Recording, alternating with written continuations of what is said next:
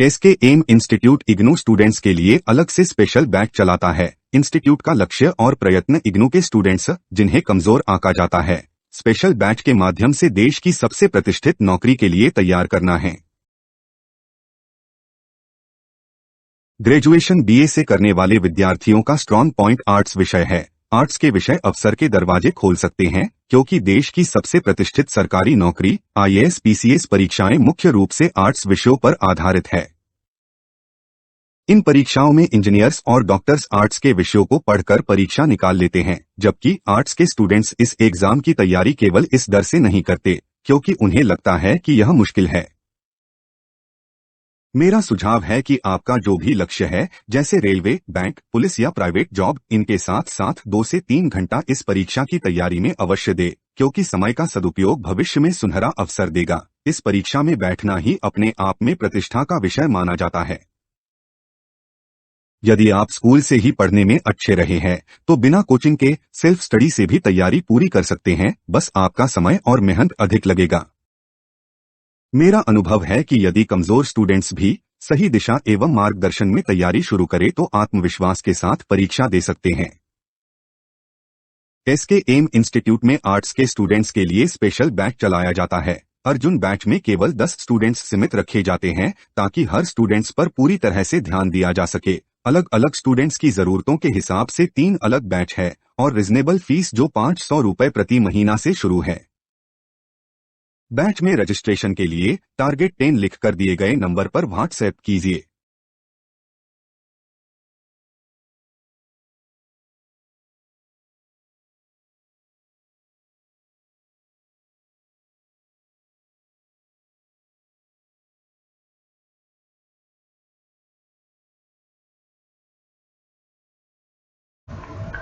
गंगा घाटी में शहरीकरण, ये छोटा सा टॉपिक बचा है चैप्टर नंबर 10 का, जिसे हम कंप्लीट कर लेते हैं इस सेशन में। शुरू करने से पहले मैं ये कहूँगा कि मेरे पास कुछ स्टूडेंट्स के अभी भी मैसेजेस आ रहे हैं स्पेशल क्लास के लिए। मैं बता दूं कि मेरे जो बैच चल रहे हैं ऑनलाइन क्लासेस और इसके अलावा ऑफलाइन मोड में, तो मेरे पास अभी बहुत मुश्किल से मैं समय निकाल पा रहा हूँ जो ये सीरीज़ जो मैंने शुरू किया उसे कंप्लीट करने के लिए, आप लोगों के एग्ज़ाम्स जो आने वाले हैं इसकी वजह से। और मैं कोशिश करूँगा कि मैं स्पेशल क्लास इसको ख़त्म करने के बाद मैं ले आ पाऊँ। आप लोगों से रिक्वेस्ट है कि आप जो वीडियो देखते हैं आपको बेनिफिट मिलता है तो आप इसे लाइक्स वगैरह कीजिए, क्योंकि लाइक्स से क्या होता है कि अच्छा लगता है कि हाँ, जो भी मैं काम कर रहा हूँ उसका जो है मास लेवल पे बेनिफिट मिल रहा है, लोगों को, जो स्टूडेंट्स हैं उनको हेल्प हो रहा है। जब कोई काम ऐसा किया जा रहा हो और उसकी जब पहचान मिलता है तो थोड़ा सा मोटिवेशन हमें भी होता है। और इसके अलावा जब लाइक्स वगैरह होते हैं तो इसका यूट्यूब पे जो है एक्सेस ज़्यादा स्टूडेंट्स तक पहुंचेगा। और वैसे होता भी है कि टीचमेंट ऐप पे जो लाइव क्लासेस चलती है तो वहाँ पे स्टूडेंट्स जो है डाउट्स वगैरह उसी समय पूछ लेते हैं, तो समझ में आता है कि हाँ, स्टूडेंट्स को कहाँ पे क्या डाउट्स है। और अगर यहाँ पे यूट्यूब पे थोड़ा सा वीडियो रिकॉर्डेड फॉर्म में जाता है तो कुछ समझ में नहीं आता कि अगर आप लोग कमेंट्स करेंगे तो मुझे समझ में आएगा कि हाँ, ये टॉपिक में ये चीज़ समझ में नहीं आया। अगर आता है समझ में तो आप एक कमेंट सेक्शन में लिख सकते हैं। अगर नहीं, कुछ डाउट्स वगैरह है तो आप कोई क्वेश्चन पूछना चाहें तो आप पूछ सकते हैं। मैं कोशिश करूँगा कि नेक्स्ट वीडियो में उसे जो है मैं ले सकूँ। अपने टॉपिक पे आते हैं, गंगा घाटी में शहरीकरण।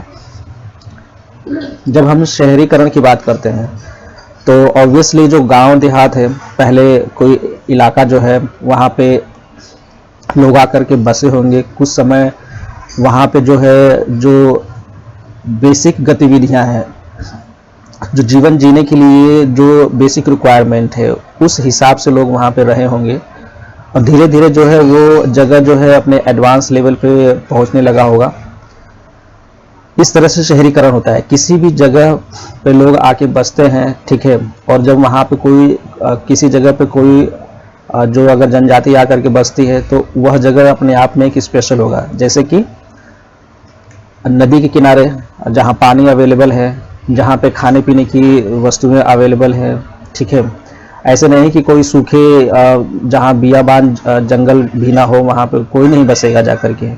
जहाँ पे पानी की उपलब्धता हो, प्रचुर मात्रा में जो है खाने पीने की चीज़ें उपलब्ध हो, ठीक है, जंगल वगैरह हो, वहाँ पे जो है इस तरह के लोग जा कर के बसते हैं।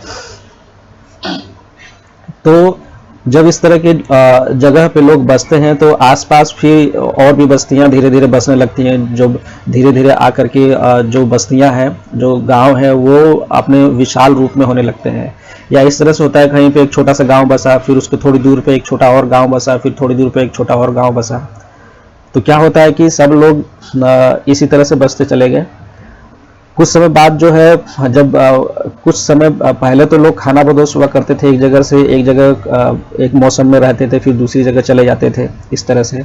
लेकिन बाद में जब कृषि व्यवस्था आई, जब जमीन से जब कृषि करके जब भोजन उत्पादन किया जाने लगा और फिर उसके साथ साथ पशुपालन होने लगा, तो लोग जो है एक जगह पर रुक करके अब वहाँ पे कृषि करने लगे। तो वो जगह फिक्स हो गया। अब जब कृषि का उत्पादन होने लगा, शुरू में लोग अपने खाने भरण पोषण तक ही कृषि कर पाते थे, और इसके अलावा जो भी और भी चीज़ें जो जीवन शैली के लिए जो उत्पादन की चीज़ें हैं वो करते थे। जब फिर उन्होंने जो जरूरी की चीज़ है, जैसे कि कोई बढ़ई है, उसने जो है कुछ लकड़ी का सामान बनाया, कोई किसान है उसने अनाज उगाया, तो किसान को जो है अब खाद की ज़रूरत है या चटाई की ज़रूरत है। तो चटाई जो है वो स्वयं तो बना नहीं सकता क्योंकि उसमें वो कुशल नहीं है, लेकिन उसके पास अनाज है, ठीक है। लेकिन किसी और व्यक्ति ने जो इस चीज़ में कुशल है, उसने चटाई बना के रखी है, तो वो चटाई उस व्यक्ति को दे देता था, और जो व्यक्ति है कुछ अनाज उस व्यक्ति को दे देता था। तो इस तरह से शुरू में व्यापार शुरू हुआ, जिसे बार्टर सिस्टम कहते हैं, सामान के बदले सामान, उस कीमत के आधार पर। इस तरह से जो है फिर एक केंद्र स्थापित हुआ, जहाँ पर लोग जो है एक जगह पे जाकर के व्यापार करते थे। तो वहाँ पे जहाँ पे व्यापारिक केंद्र बना, वहाँ धीरे धीरे शहरीकरण हुआ, ठीक है। तो यहाँ पे हम पढ़ रहे हैं कि गंगा घाटी में शहरीकरण।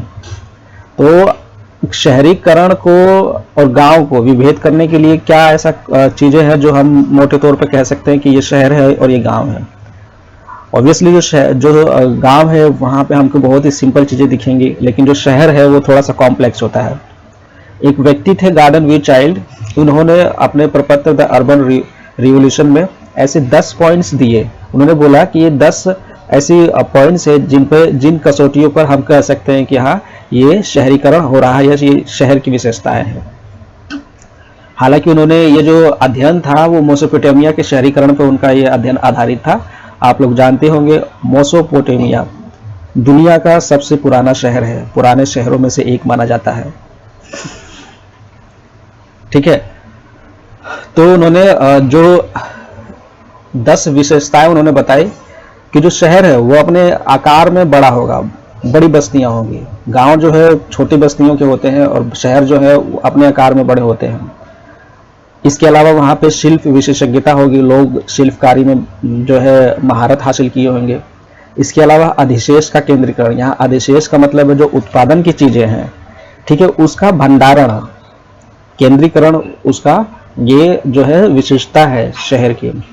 इसके अलावा हमें जो है शहर में विशाल सार्वजनिक वास्तुकला देखने को मिलता है, ठीक है। जो वहाँ के स्ट्रक्चर वगैरह हो गए वहाँ उसमें भी वास्तुकला मिलेगा देखने के लिए। इसके अलावा शहर में एक शासक वर्ग होगा जिसका दबदबा होगा, और इसके साथ साथ जो है समाज में कुछ स्त्रीकरण हो गए, ठीक है, पदानुक्रम होगा मतलब अलग अलग वर्ग के लोग होंगे। वहाँ पे जो है शहरों में हमें लेखन देखने को मिलता है, सटीक विज्ञान होता है। इसके अलावा जो है जो कला शैलियाँ हैं उसके वो है किसी न किसी अवधारणा पर स्थापित होती है, मतलब वो कॉन्सेप्ट होता है, उन कला के पीछे एक आपको कॉन्सेप्ट दिखेगा क्योंकि वे किसी अवधारणा पर आधारित होती हैं। इसके अलावा कला शैलियाँ जो है काफ़ी परिष्कृत का मतलब यहाँ पे एनरिच्ड होती हैं, ठीक है, मतलब उत्कृष्ट होती हैं। सिंपल भाषा में अगर मैं बोलूँ तो बहुत ही जो है क्या बोलते हैं उसको, उन्मुदा टाइप की होती हैं, ठीक है, परफेक्ट जिसे बोलते हैं सिंपल इंग्लिश में। इसके अलावा शहर की एक ये विशेषता है कि वहाँ पे जो व्यापार होता है लंबी दूरी का व्यापार होता है, एक क्षेत्र से दूसरे क्षेत्र में दूर दूर तक इनका व्यापार होता है। नातेदारी से परे सामाजिक संगठन, जो वहाँ पे जो रिश्तेदारी होती है, शादी ब्याह, वो जो है नातेदारी से हट करके मतलब होता है, ठीक है, यानी जो सुयोग्य वर्ग है तो वहाँ पे जो है रिश्तेदारी कर दिया जाता है। शहरों में ये चीज़ें देखने को मिलता है इस सामाजिक संगठन में। इसके अलावा एक और व्यक्ति थे M.K. धाविलकर। क्या नाम बताया मैंने इन महाशय का? M.K. धाविलकर। इन्होंने 1999 में कहा कि शहरीकरण का मतलब यह है कि एक बड़ी आबादी और बड़ी आबादी को आधार देने के लिए एक मजबूत कृषि, ठीक है, इसके अलावा एक अच्छी तरह से विकसित व्यापार होना चाहिए, और उस जगह में मतलब उस शहरीकरण में जो मेन जो चीज़ें हैं उसमें एक कुशल कारीगर का बहुत महत्वपूर्ण रोल होता है। ये चीज़ें जो है धाविलकर सर साहब ने ये चीज़ें सुझाई अपने शहरीकरण के जो उन्होंने जो तर्क दिया कि शहरीकरण का क्या मतलब होता है। फिर इसके अलावा 6वीं शताब्दी में गंगा घाटी में जो शहरीकरण हुआ इसे हम द्वितीय शहरीकरण के नाम से जानते हैं, और इस दौरान बस्तियों का प्रसार बहुत ज़्यादा हुआ, ठीक है, और जो समाज था वो 4 स्तरीय पदानुक्रम दिखाई दिया।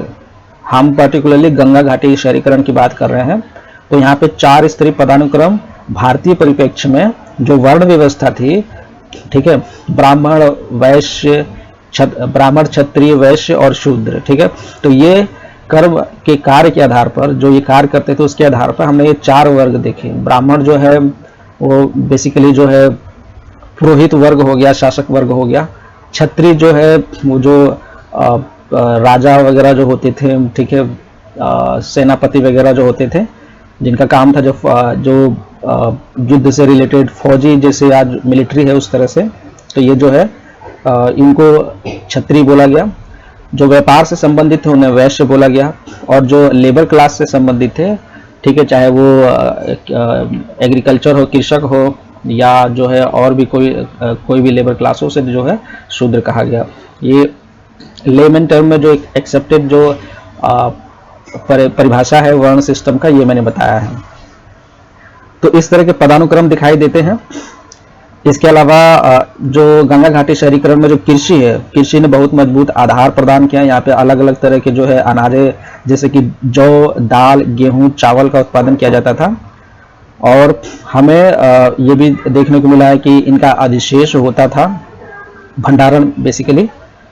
और हमें यहाँ पे पुरातात्विक स्थलों से कई बहुत सारे लोहे के औजार प्राप्त हुए हैं। इन लोहे के औजारों से हमें ये पता चलता है कि यहाँ निश्चित रूप से उत्पादन में जो बढ़ोतरी हुई, जो मतलब जो कृषि है, कृषि में जो उत्पादन हो रहा है, जो अनाज पैदा हो रहा है, इसमें जो बहुत ज़्यादा बढ़ोतरी हो गई, वह हो सकता है, ऐसा आका जाता है कि ये लोहे के जो औजार है उसके कारण हुआ। इससे पहले जो भी औजार थे वो तांबे और पत्थर के हुआ करते थे, जो इतने उत्कृष्ट नहीं थे, लेकिन जब लोहा अपने आप में बहुत मजबूत धातु है, इससे जो औजार बने उससे कृषि करने में बहुत ही सुविधा प्राप्त हुआ, और कृषि का उत्पादन भी इस वजह से बढ़ गया। ठीक, तो ये हमने टॉपिक जो है कंप्लीट किया। अब हम जो बोध प्रश्न है उसे देख लेते हैं। बोध प्रश्न 2, इसमें सही और क्रॉस का, राइट और क्रॉस का साइन लगाना है। जो अगर सही है जो वाक्य, उसके आगे सही का निशान, जो गलत है उसके आगे क्रॉस का निशान। तो पहला है कि सेपई और सनौली में खुदाई से तांबे के भंडारण के पुरातात्विक संदर्भ का पता चला। बिल्कुल ये सही है। हमने ताम्रपाषाण संस्कृति में टॉपिक में हमने पढ़ा था कि सेपई और सनौली से हमें तांबे के साक्ष्य प्राप्त हुए। इसके अलावा ख, ताम्रपाषाण संस्कृतियां हड़प्पा संस्कृतियों का एक अन्य प्रकार थी। इसके आगे क्रॉस का निशान लगाइए। ये जो ताम्रपाषाण संस्कृति थी वो गैर शहरी सभ्यता थी, जबकि हड़प्पा जो है वह शहरी सभ्यता थी। ठीक है, तो ये इसका प्रकार नहीं है हड़प्पा का, यहाँ पे क्रॉस का निशान आएगा। राजस्थान के ताम्रपाषाण लोगों ने खेतरी खादानों से तांबे के कच्चे माल की प्राप्त की। ठीक है, ये जो वाक्य है ये सही है। यहाँ से जो है कच्चा माल हमें जो है देखने को मिलता है कि प्राप्त हुआ साक्ष्यों के आधार पर। भारत में लौह प्रौद्योगिकी मेसोपोटामिया से उधार ली गई थी। बिल्कुल ये गलत वाक्य है। जो लौह प्रौद्योगिकी थी, हमने देखा कि इसी चैप्टर में यहाँ पे जो लौह प्रौद्योगिकी थी वो क्षेत्रों में स्वतंत्र रूप से जो है डेवलप हुआ था। ठीक है, ये मेसोपोटामिया से नहीं लिया गया था। मतलब जो वहाँ पे मेसोपोटामिया की जो लौह प्रौद्योगिकी थी वह भारत में नहीं मतलब कॉपी नहीं किया गया था। यहाँ की अपनी स्वतंत्र जो है लौह प्रौद्योगिकी देखी जाती है, और वो भी अलग अलग स्थलों पर अलग अलग जो है लौह प्रौद्योगिकी थी। पूरे भारत में काले एवं लाल मृदभांड पाए जाते हैं। बिल्कुल ये सही सेंटेंस है। स्वपेटिका पट्टी मिट्टी के ताबूत थे। बिल्कुल ये भी सही है। पक्की मिट्टी के ताबूत थे। स्वपेटिका जो है मरे हुए लोगों को दफनाने के लिए इस तरह के ताबूत इस्तेमाल किए जाते थे। ये हमने महापाषाण संस्कृति में पढ़ा है। महापाषाण कब्रों में लोहा नहीं पाया गया, ये रॉन्ग है, क्रॉस का निशान लगाएंगे, क्योंकि महापाषाण कब्रों में लोहा पाया गया है। ये लोह संस्कृति से जुड़ा हुआ था। और हमने ये भी पढ़ा था कि जो बड़े बड़े पत्थर है उसको काटने के लिए ऐसा लगता है कि लोहे का उपयोग किया गया था। इसके अलावा उत्तरी काली पॉलिश वाले मृदभांड यानी मिट्टी के बर्तन गंगा घाटी में दूसरे शहरीकरण से जुड़े हुए हैं। बिल्कुल ये सही है। चित्रित धूसर मृदभांड, जो मिट्टी के बर्तन है जिसमें चित्र बने होते हैं, ये मैंने पढ़ा है कि पूर्व लौह युग के संदर्भ में भी पाया गया है। बिल्कुल ये पूर्व लौह युग संस्कृति से पहले का ये जो है संस्कृति थी, तो ये भी अपने आप में सही है प्रश्न। अब ये प्रश्न है उत्तर भारत की प्रमुख लौहकालीन संस्कृतियों पर चर्चा कीजिए। तो इसका आप लोग प्रश्न अपने आप दे सकते हैं, बहुत ही इजी है। इसमें आप चित्रित धूसर मृदभांड के बारे में दो चार कुछ बातें लिख सकते हैं। कुछ बातें जो है उत्तरी काली पॉलिश वाले मृदभांड के बारे में लिख सकते हैं। कुछ महापाषाण संस्कृति के बारे में लिख सकते हैं, क्योंकि ये सभी संस्कृतियां जो है लौहकालीन संस्कृतियों से मिलती हैं। ठीक है, तो इस तरह से आप जो है इसी चैप्टर में से इन टॉपिक में से कुछ पॉइंट्स लिख करके इसका उत्तर तैयार कर सकते हैं।